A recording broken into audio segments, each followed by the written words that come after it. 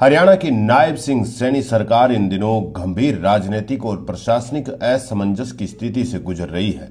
एक और पंजाब एवं हरियाणा हाईकोर्ट का ऐतिहासिक आदेश है जिसमें हजारों कच्चे कर्मचारियों को नियमित करने की समय सीमा 28 फरवरी तय की गई है। वहीं दूसरी ओर कर्मचारी संगठनों ने 12 फरवरी को राज्य स्तरीय हड़ताल का ऐलान कर सरकार की मुश्किलें और बढ़ा दी है।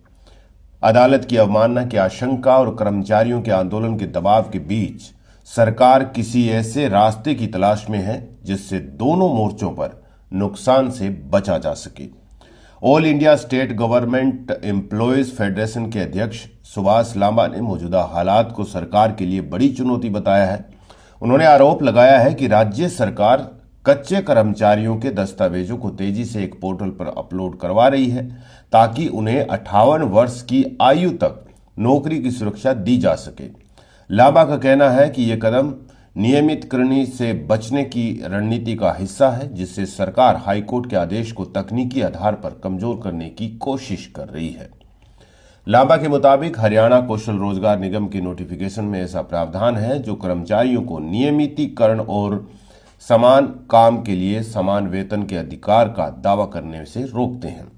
सरकार यदि नौकरी की सुरक्षा को विकल्प के रूप में पेश करती है तो ये भी तर्क दे सकती है कि कर्मचारियों ने स्वेच्छा से पोर्टल पर पंजीकरण कर इस व्यवस्था को स्वीकार किया था जिससे अवमानना की कार्रवाई से बचा जा सके।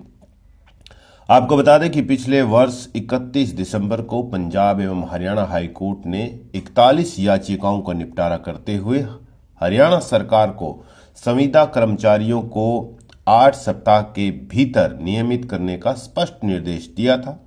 अदालत ने 1993, 1996, 2003 और 2011 की राज्य नीतियों के तहत पात्र कर्मचारियों को नियमित करने का आदेश दिया। साथ ही ये भी कहा गया कि जो कर्मचारी 31 दिसंबर 2025 तक 10 वर्ष की सेवा पूरी कर चुके हैं उन्हें भी नियमित किया जाए, भले ही वे इन नीतियों के दायरे में न आते हो। अदालत ने यह भी स्पष्ट किया कि पद स्वीकृति न होने की स्थिति में सरकार को नए पद सृजित करने होंगे और पात्र कर्मचारियों को नियमितीकरण की पात्रता वाले वर्ष से पूरा वेतन और 6% ब्याज भी देना होगा।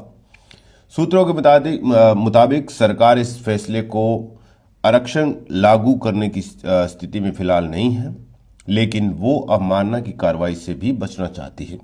सरकार के सामने या तो आदेश को पूरी तरह लागू करने या फिर इसे चुनौती देने जैसे सीमित विकल्प है। एक वरिष्ठ अधिकारी का कहना है कि